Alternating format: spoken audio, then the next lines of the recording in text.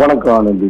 நீலகிரி மாவட்டம் குன்னூர் நகர பகுதியில் ஆங்கிலேயரால் கட்டப்பட்ட காலத்தில் கட்டப்பட்ட முதல் தினசரி சந்தை மார்க்கெட் ஆனது. இந்த மார்க்கெட்ல பார்த்தோம்னாக்க 324 கடைகள் இயங்கி வருகிறது. இந்த கடைகள் பார்த்தோம்னாக்க மிகவும் பழமை வாய்ந்தது என்ற காரணத்தினால் இதை இடித்து மீண்டும் புதுப்பிக்கவாறு மாவட்ட நிர்வாகம் அறிவித்து உள்ளனர். இதனால் பாத்தீங்கன்னா இந்த 324 கடைகளும் அதை வேற இடத்துக்கு மாற்றம் செய்து அந்த கடைகள் புதிதாக கட்டித்தரப்படும் என்று கூறியுள்ளனர். இதற்கு மார்க்கெட் உள்ள வியாபாரிகள் எதிர்ப்பு தெரிவித்து வந்த நிலையில இன்று ஒரு நாள் அடையாள கடை அடைப்பு தெரிவித்து நகராட்சி நிர்வாகத்திற்கு எதிர்ப்பு தெரிவித்துள்ளனர். மேலும் நகராட்சி நிர்வாகம் இங்க உள்ள கடைகள் அனைத்து கடைகளுக்கும் ஒரு வாரத்துக்கு முன்பே நோட்டீஸ் வழங்கப்பட்டுள்ளன.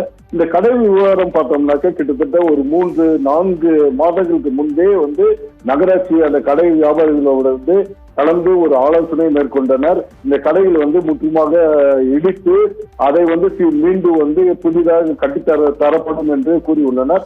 ஆனால் இந்த கடை வியாபாரிகள் அதற்கு எதிர்ப்பு தெரிவித்து பல கட்ட போராட்டங்களில் ஈடுபட்டு வந்தனர். இந்நிலையில பார்த்தோம்னாக்க இன்று ஞாயிற்றுக்கிழமையான இன்று அவர்கள் இந்த கடையை இடிக்கக்கூடாது என்று எதிர்ப்பு தெரிவித்து அவர்கள் இன்று காலை முதல் ஒரு நாள் அடையாள வேலை நிறுத்தம் மேற்கொண்டு வருகின்றனர். இதனால் பாத்தீங்கன்னாக்க குன்னூர் மற்றும் அதனை சுற்றுல உள்ள பகுதியில் வெறிச்சோடி காணப்படுகிறது. இந்த குன்னூரை சுற்றி உள்ள பகுதியில் அதிகமாக தேயிலை தோட்ட விவசாயிகள் மற்றும் தோட்ட பணியாளர்கள் உள்ளனர். இந்த தேயிலை தோட்டங்களில் குறிப்பாக ஞாயிற்றுக்கிழமை தான் இந்த தேயிலை தோட்ட ஊழியர்களுக்கு விடுமுறை அளிக்கப்படுகிறது.